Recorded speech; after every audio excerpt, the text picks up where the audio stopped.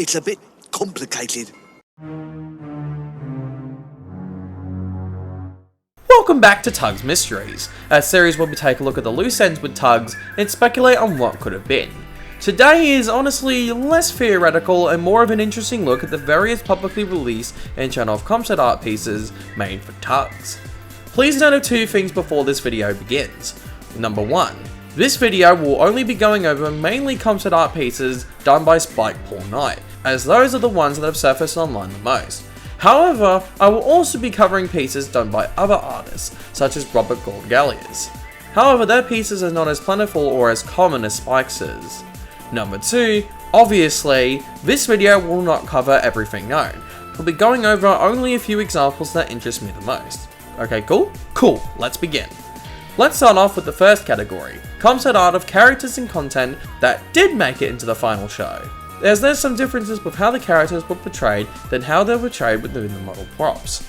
Let's start off easy with Tencent's. This is what I will call the character depiction, as these pieces are full of art of what the characters could potentially look like before being modelled out. He seems very close to his final design, albeit there are a couple notable differences.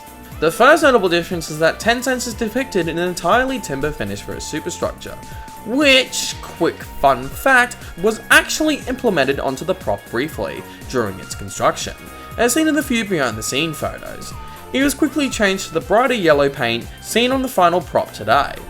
The second big difference is that of his Huda, which is not sentient here. I like to believe that this might have been a temporary design, as the script prior never referred to the whistle as being sentient. Unlike the timber finish, various early behind the scene photos still actually depict this placeholder whistle on Tencent's. Next up is the fitting number 1 of the Z-Stacks, that being Zorin. There are a lot of notable differences between the art and the prop. First of all, as present in all of Spike's surface art pieces of the Z-Stacks, their stack decorations look very different. As revealed here, they originally had lightning bolts on their stacks, which actually explains the whole Z-Stacks naming scheme, originally them being named after the zigzag lightning bolts on their stack, and possibly their colour schemes. Originally, as depicted in one behind the scene photo on Zug, and possibly even Captain Zero, credit to user Flying Fistal Studios for this observation, the Z-Stacks originally had a colour scheme of yellow and black, which obviously is the colours that many would associate with lightning and thunderstorms.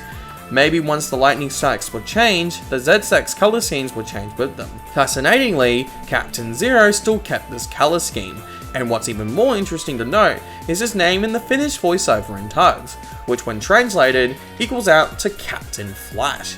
It's especially interesting given that every other name in the finished voiceover is otherwise pretty fateful. Perhaps Zero's original name was Captain Flash?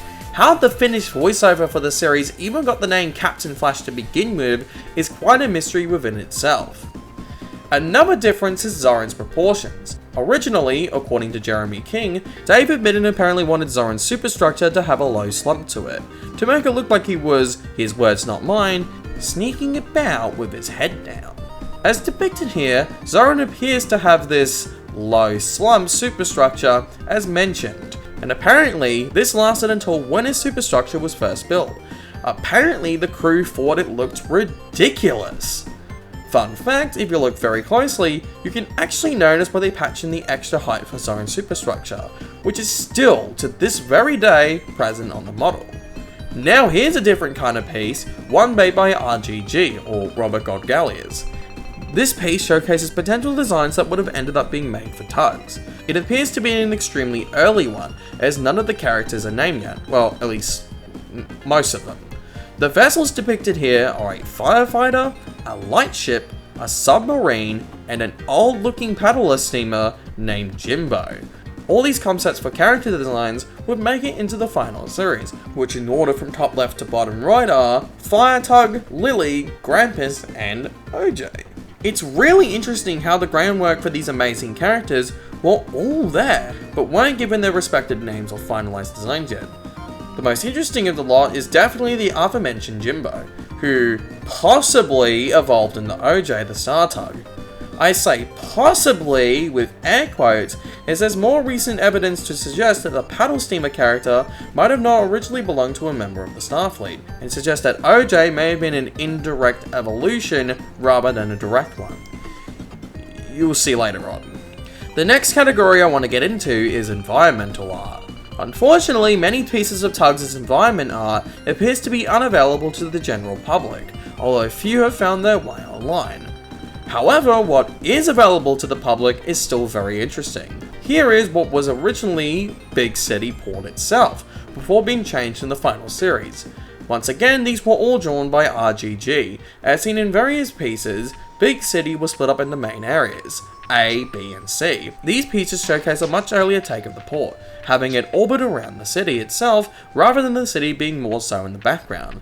Very little of this version of the port stayed in the final series, however, it did get enough to be blocked out as a conceptual model, as these very low quality behind the scene photos reveal.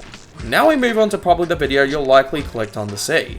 The meat of the video, as I'll say. The pieces that reflect big changes of the show as a whole, such as cut characters or completely altered designs. Without further ado, let's waste no more time. First up is an example of a character that did make it into the final show, albeit his design completely changing. That being... Warrior?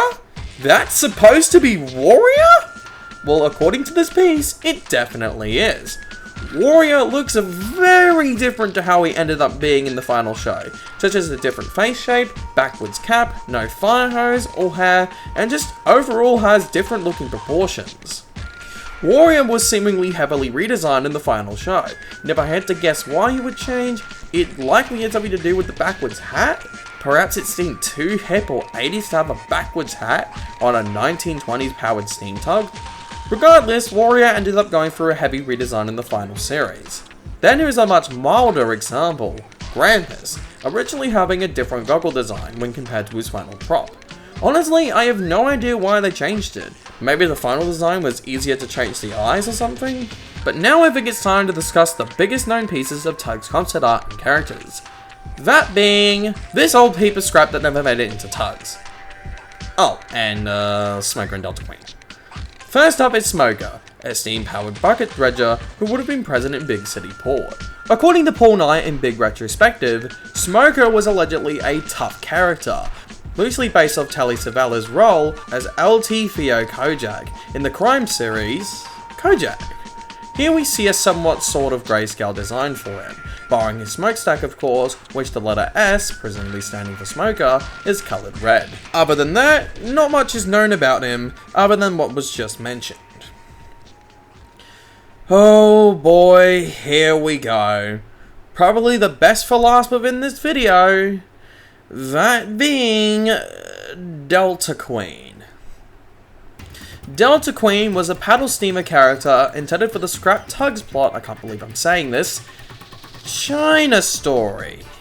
Yeah, we're gonna have to talk about this piece of TUGS history. To quote the synopsis, this is how China Story would have went. Story N. The oldest, wisest, and finest tug in the Bay Area is the ocean-going twin paddle steamer or stern wheel steamer. She now works out her days upriver, towing the Alma, hay, and coal barges. She is a sage for all the tugs, and sometimes a mother as well. Her adventures and stories range all over the world, but her most amazing tale was of Shanghai. Oh boy, here we go. All our main tugs are dressed as, I can't believe I'm saying this, Chinese, to tell of her story. This is actually real. Delta Queen was planned to be included in China Story, but fortunately, the TUGS crew realized what the actual heck they were witnessing in text form and decided to scrap the episode. Delta Queen would then evolve into the final version of OJ. Also as a fun fact, OJ was originally meant to be a river tug, and was originally supposed to have a, their words not mine again, a flash white boy personality.